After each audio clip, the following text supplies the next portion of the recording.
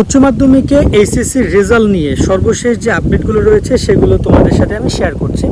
আজকে ডেইলি ক্যাম্পাসে একটা নিউজ পাবলিশ হয়েছে, সেখানে কয়েকটি গুরুত্বপূর্ণ বিষয় এক্সপ্লেন করা হয়েছে। বিশেষ করে রেজাল্টটা তোমরা যেভাবে জানো সেভাবে তৈরি করা হচ্ছে, নতুন করে আপডেট না রেজাল্ট তৈরি নিয়ে। যে তোমরা যে পরীক্ষাগুলো দিয়েছো, বাংলার প্রথম দ্বিতীয়, ইংরেজি প্রথম দ্বিতীয়, তার সাথে এখানে তোমাদের আইসিটি, পদার্থ প্রথম দ্বিতীয়, এরকমের যে হিসাব বিজ্ঞান প্রথম দ্বিতীয়, এইগুলোর নম্বর তোমাদের খাতা থেকে নেওয়া হচ্ছে। এক্ষেত্রে তোমরা বাড়তি কোনো সুবিধা পাচ্ছ না ওই জায়গায়।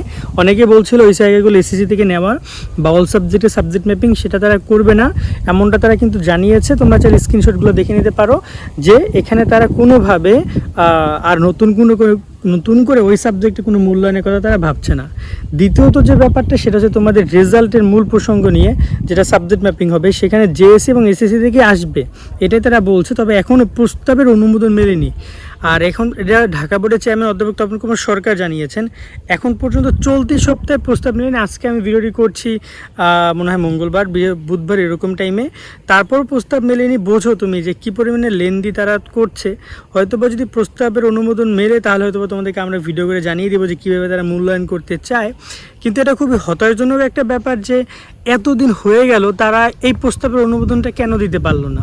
কারণ এখানে আহামরি খুব রকেট সায়েন্স না যে প্রায় বছরের পর বছর লেগে যাবে। অলরেডি প্রায় 1 মাসের উপরে সময় লেগে যাচ্ছে, 1 মাস 5-6 দিন হয়ে গেছে, এখনও তারা এই ব্যাপারে সিদ্ধান্ত নিতে পারেনি। এটা খুবই হতাশজনক একটা ব্যাপার। এরপর যদি শিক্ষার্থীরা আন্দোলন করে এই ব্যাপার নিয়ে, তখন আবার বলবে শিক্ষার্থীরা শিক্ষা মন্ত্রণালয় ঘেরাও করেছে। বাট উচিত দ্রুত ফলাফলের সিদ্ধান্ত নেওয়া এবং দ্রুত রেজাল্ট প্রকাশ করে দেওয়া, সেটা উচিত ছিল। এর আগে ঢাকা বোর্ডের চেয়ারম্যান অধ্যাপক তপন কুমার সরকার আরও অনেকেই বলেছিল যে রেজাল্ট পাবলিশড হবে তোমাদের অক্টোবরের প্রথম দিকে, অর্থাৎ 6 থেকে 9 নভেম্বরের কথা তারা বলেছিল। কিন্তু পরবর্তীতে কিন্তু তারা সেই টাইমের মধ্যে রেজাল্ট পাবলিশ করতে পারবে না, তাই স্বীকার করছে। এখন যদি এরকমের দেরি হয় তাহলে কিন্তু মূল রেজাল্ট পাবলিশ করতে আরও অনেক সময় লেগে যাবে। মানে সেটা হতে পারে যে আরও 15-20 দিন লেগে যেতে পারে। কারণ এখন 10 দিনের মধ্যে 15 দিনের মধ্যে রেজাল্ট সাবমিট করে রেজাল্ট প্রকাশ করে উপযোগী করা, সেটা শিক্ষা মন্ত্রণালয় চাইলেও সেটা করবে না তারা। এই জায়গায় এটা লেন্দি হচ্ছে। আর এখানে একটা কথা বলতে চাই যে শিক্ষা মন্ত্রণালয় থেকে প্রস্তাবের অনুমোদন নিয়ে কাজ করছে, সেটা তারা বলছে সে নিউজে, কিন্তু কি কাজ করছে এটা আমি জানি না। প্রস্তাব অনেকগুলো এসেছে, যদি আমি আগেও বলেছিলাম একটা ভিডিওতে, যদি কোনো কারণে প্রস্তাব খারিজ করে দেওয়া হয়, অর্থাৎ সে প্রস্তাবটা গ্রহণ করে না হয়, তাহলে কিন্তু আরও দেরি হবে।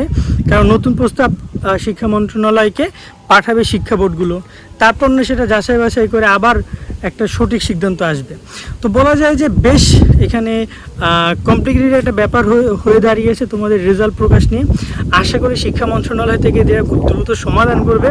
এবং সর্বশেষ এইটাই আপডেট যে এখন তোমাদের রেজাল্ট প্রস্তুত হয়নি, প্রস্তাবের অনুমোদনে মেলেনি, তোমাদের রেজাল্ট প্রকাশ করা হবে কবে সেটা এখনও তারা জানায়নি।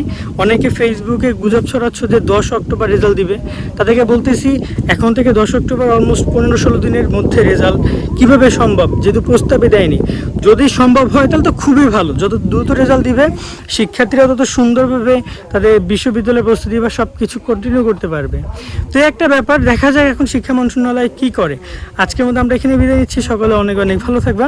আল্লাহ হাফেজ।